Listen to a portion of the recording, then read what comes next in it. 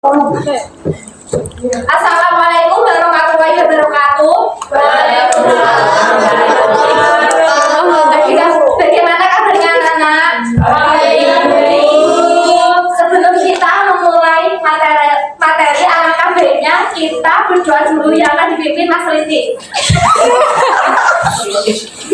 Sebelum kita memulai pelajaran hari ini, marilah kita berdoa agar lebih fokus, berdoa dalam hati, mulai. Berdoa selesai. Baik, sebelum kita memulai pembelajaran, alangkah baiknya kita absen dulu ya. Iya, Bu. Elsa, Reva, Edith, Jessica, Laya, baik. Nah, kita akan mulai pembelajaran tentang teks eksplanasi. Di sini pengertian tentang eksplanasi. Teks eksplanasi adalah teks yang menjelaskan proses terjadinya atau terbentuknya suatu fenomena alam, sosial, budaya, atau ilmiah. Teks ini menjawab pertanyaan mengapa dan bagaimana suatu peristiwa dapat terjadi. Di sini ada ciri-ciri teks eksplanasi. Bisa dibacakan oleh Mbak Jessica? Ya, Bu, sebentar. Ciri-ciri teks eksplanasi. Yang satu, berisi penjelasan atau sebab akibat suatu fenomena. Yang kedua, bersifat ilmiah dalam informatif, cukup bukan hasil imajinasi. Tiga, disusun secara runtun dan sistematis. Keempat, mengandung data atau fakta yang dapat dipertanggungjawabkan. Baik, terima kasih. Di sini ada ciri-ciri teks eksplanasi yang terdiri dari satu, berisi penjelasan atau sebab akibat suatu fenomena.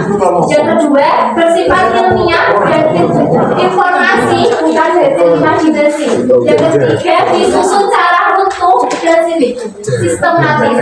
Yang keempat, mengandung data atau fakta yang dapat dipertanggungjawabkan. Berikutnya ada struktur teks eksplanasi. Bisa dibacakan oleh Mbak Laya. Struktur teks eksplanasi yang pertama ada pernyataan umum atau general statement. Bagian pembuka yang berisi pengenalan fenomena atau peristiwa yang akan dijelaskan. Yang kedua ada deretan penjelas atau bagian ini yang menjelaskan rangkaian sebab akibat atau proses terjadinya peristiwa secara bertahap dan menyeluruh. Dan yang ketiga ada interpretasi. Bagian akhir berupa kesimpulan, ringkasan atau komentar umum tentang fenomena yang terjadi. Terima kasih. Di sini ada struktur eksplanasi yang terdiri dari tiga. Yang pertama, pernyataan umum. Pembuka yang berisi pengenalan fenomena atau peristiwa yang akan dijelaskan. Yang kedua, deretan penjelas.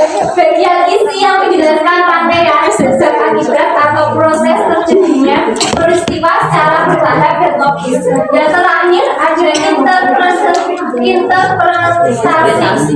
Bagian akhir berupa kesimpulan, ringkasan atau komentar umum tentang fenomena yang dibahas.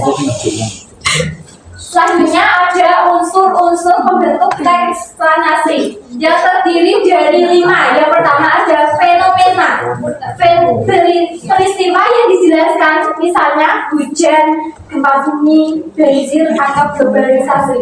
Yang kedua, sebab dan akibat, penjelasan hubungan logis antara penyebab dan dampak. Yang ketiga, kronologi, urutan peristiwa yang sistematis dari awal hingga akhir. Yang keempat, fakta dan data, informasi yang mendukung penjelasan agar ilmiah dan dapat dipercaya. Yang terakhir ada bahasa ilmiah, penggunaan istilah yang sesuai dengan bidang ilmu yang dibahas. Dan selanjutnya ada kaidah kebahasaan teks eksplanasi. Yang pertama ada konjungsi kausalitas atau kata penghubung sebab akibat. Karena, sehingga, oleh sebab itu akhirnya dengan demikian. Yang kedua ada kata kerja material, menggambarkan tindakan atau proses nyata terjadi, muncul, mengalir, membentuk, menguap. Yang ketiga, istilah ilmiah menggunakan kosakata ilmiah secara topik, evaporasi, erosi, atmosfer, gravitasi, dan sebagainya. Yang keempat, kalimat pasif untuk menunjukkan peristiwa bukan pelaku, misalnya air dipanaskan hingga menguap. Yang kelima, kalimat fakta menggunakan pernyataan objek dan logis. Yang terakhir ada kata keterangan takut dan sebab menunjukkan urutan proses, misalnya pertama, kemudian selanjutnya, akhirnya. Dan selanjutnya ada fungsi teks eksplanasi. Bisa dibaca oleh Mbak Repa.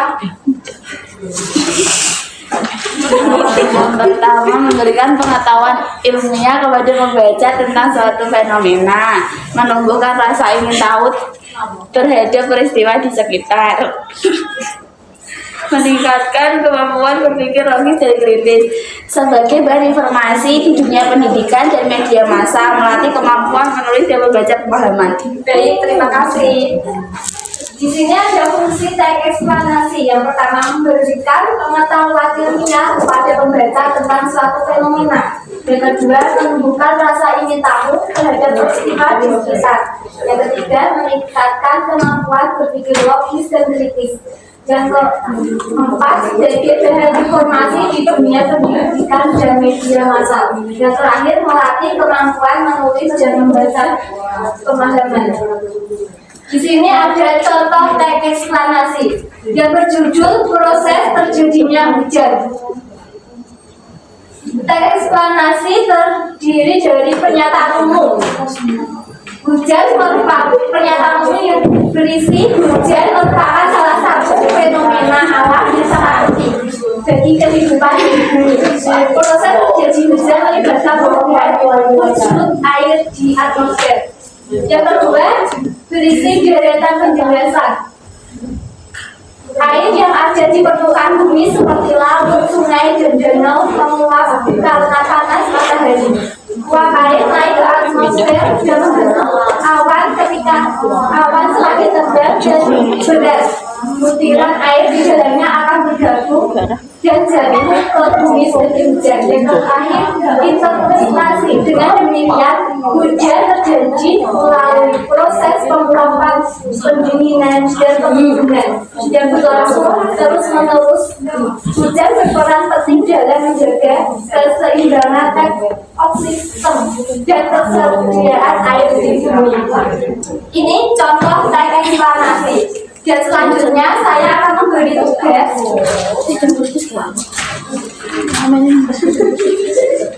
Ini tugasnya kelompok yang terdiri dari 4 orang. Nanti maju kelompok maju 1 ya.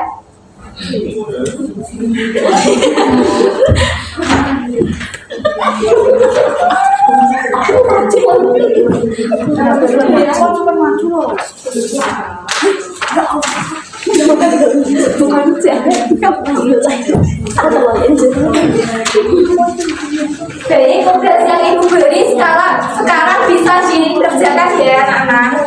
Iya bu.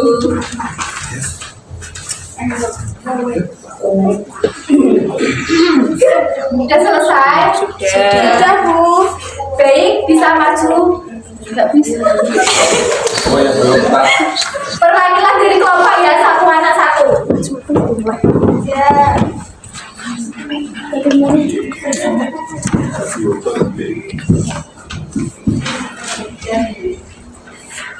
Baik. Baik, silakan sudah saya. Perkenalkan diri ya.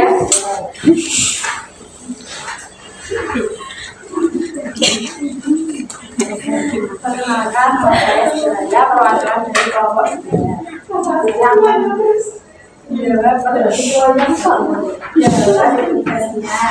yang pertama ada pernyataan umum, yaitu kemacetan di jalan raya merupakan salah satu masalah yang sering terjadi di kota-kota besar.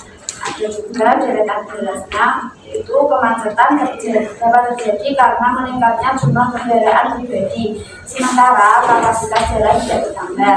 Selain itu, perilaku pengendara yang tidak tertib seperti berhenti sembarangan, melanggar lalu lintas, dan parkir di bahu jalan juga. Pada saat janji sibuk, volume kendaraan meningkat tajam sehingga arus lalu lintas menjadi tersendat.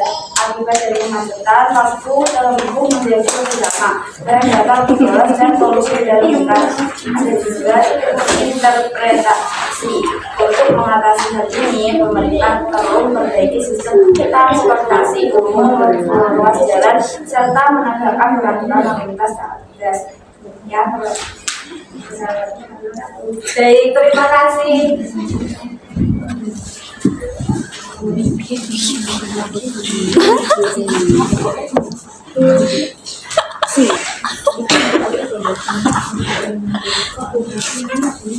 Jadi di sini ada kesimpulannya yang bisa dibacakan oleh Mbak Elsa. Kesimpulannya bisa dibacakan. Kesimpulan, ekspansi adalah tes yang menjelaskan proses atau sebab akibat suatu fenomena secara ilmiah dan logis. Teks ini disusun secara bentuk memanfaatkan data baca ilmiah dengan struktur pernyataan umum, deretan jelas, dan interpretasi. Eksplanasi membantu membaca memahami peristiwa secara jelas, meningkatkan pengetahuan, dan melatih kemampuan berpikir kritis. Baik, terima kasih. Materi hari ini cukup sampai di sini ya. Ya, Bu. Ya, Bu. Sekarang bisa ditutup dengan berdoa. Boleh dipimpin oleh Mas Rizky, silakan. Terima kasih Bu. Sebelum kita mengakhiri pelajaran pada hari ini, Allah kita berdoa. Sudah dalam hati, mulai. Bismillahirrahmanirrahim. Doa selesai. Baik, terima kasih. Assalamualaikum warahmatullahi wabarakatuh. Waalaikumsalam warahmatullahi wabarakatuh.